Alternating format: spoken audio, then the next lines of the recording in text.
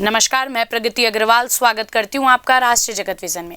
रायपुर में central jail के बाहर एक सनसनीखेज वारदात सामने आई है।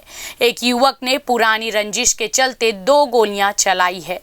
आपको बता दें, आरोपी मौके से फरार हो गया है, जबकि घायल को इलाज के लिए तुरंत मेकाहारा अस्पताल ले जाया गया है। देखिए पूरी खबर। राजधानी रायपुर में सेंट्रल जेल के बाहर एक सनसनीखेज वारदात सामने आई है। एक युवक पर पुरानी रंजिश के चलते 2 गोलियां चलाई गई।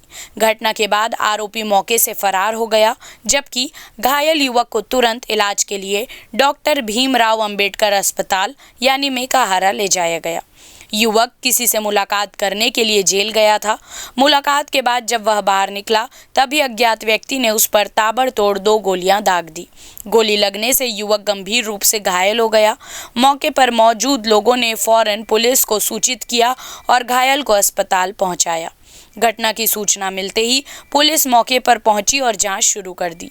प्रारंभिक जांच में पता चला कि यह हमला पुरानी रंजिश के चलते किया गया है। पुलिस आरोपी की तलाश में जुट गई है। अस्पताल से मिली जानकारी के अनुसार घायल युवक की हालत गंभीर बनी हुई है। डॉक्टरों की टीम उसकी हालत पर लगातार नजर रखे हुए हैं। फिलहाल उसे आईसीयू में रखा गया है और उसकी हालत में सुधार के लिए विशेष उपचार किया जा रहा है। घटना ये हुआ कि हमारे यहाँ का पोता आया था अपने छोटे भाई से मिलने के लिए जेल में, और मिलने के लिए वो मिल के बाहर ही निकला, उतने में उसको गोली चला गया। इतने बड़ी शासन मजदूरी सब कुछ रहते हुए जेल के अंदर अगर गोली चल रहा है तो बहुत बड़ी बात है।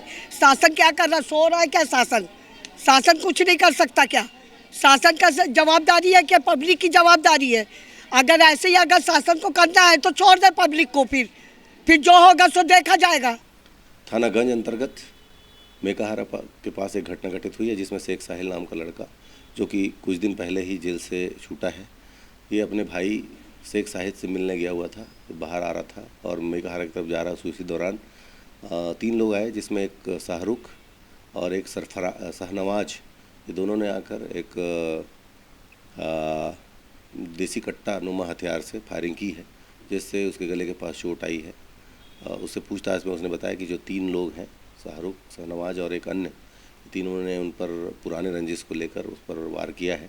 इसमें जो आहत है उसका इलाज कराया जा रहा है। इसमें मुकदमा दर्ज करके आरोपियों को पता तलाश की जा रही है। आहत अभी उसकी हालत स्थिर है, अभी बातचीत कर रहा है, उससे जानकारियाँ ली गई है और जानकारियों के आधार पर आगे की वैधानिक कार्रवाई की जा रही है। फिलहाल इस खबर पर इतना ही। अपडेटेड रहने के लिए देखते रहिए राष्ट्रीय जगत विजन न्यूज़।